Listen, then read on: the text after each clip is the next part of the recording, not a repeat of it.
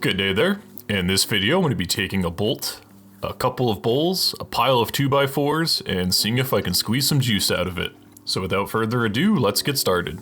For the 2x4s, we're going to have to chop up 4 of them in order to make the frame. The first 2 can be as wide as we want, so long as we can fit the bowl between them. And the last 2 will make at least twice the height of our bowl, but not so long that the threaded portion of the bolt can't reach the halfway point.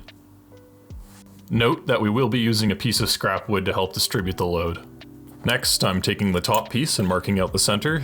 Quick tip, you can just use a straight edge and mark each of the 4 corners.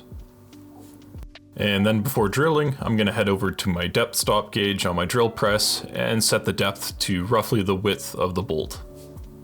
I'm going to be drilling 2 holes, with the first one being a bore hole that's just a little wider than the width of the bit, and to achieve this I'm going to be using a Forstner bit.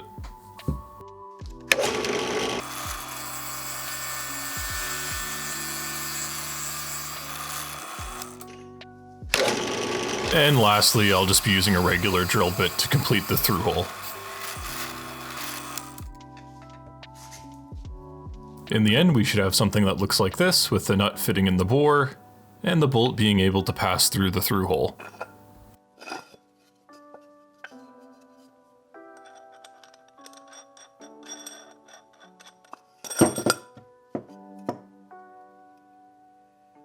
To keep the nut in place, I'm just going to add a little bit of CA glue and press it into the bore.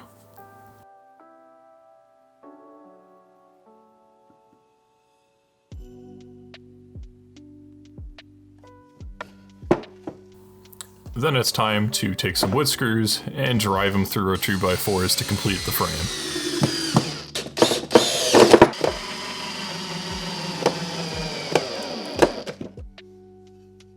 Make sure when placing the top piece on that we have it nut side down. This way the force pushes the nut into the board instead of out of the board.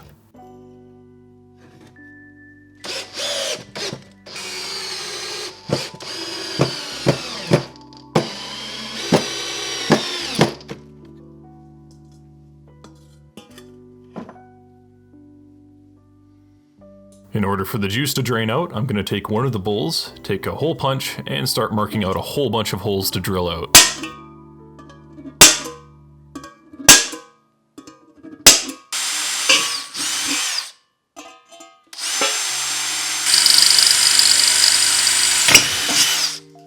One optional step we can do to make a handle is to take another bolt, cross it over the top of the carriage bolt like a T, and tack it on if you have access to a welder.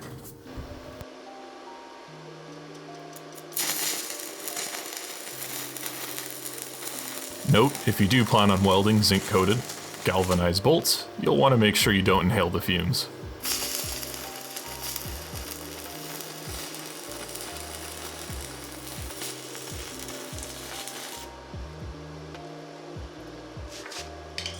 This will just give us some extra grip when turning the handle. And speaking of turning the handle, before we turn the handle, we'll want to take a board, or any other piece of scrap wood you have, add a 2x4 that's the height of the bowl, and if you want to, notch out a piece of scrap wood to catch the bolt. The 2x4 in the center will drive the center down, and the board will just help distribute the load across the top. And after giving it a couple of good tight cranks, we can see that the juice is starting to flow out.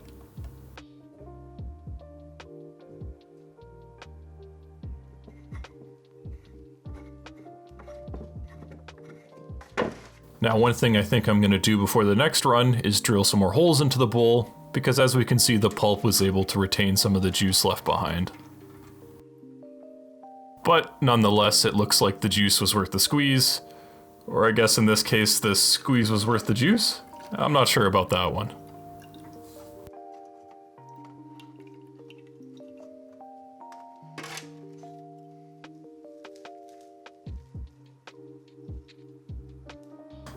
Overall, we were able to extract juice out of the fruit using a couple of bowls and some 2x4s, but I think some future iterations are definitely needed, one of which would be to add more holes since the pulp of the fruit does a good job at clogging it.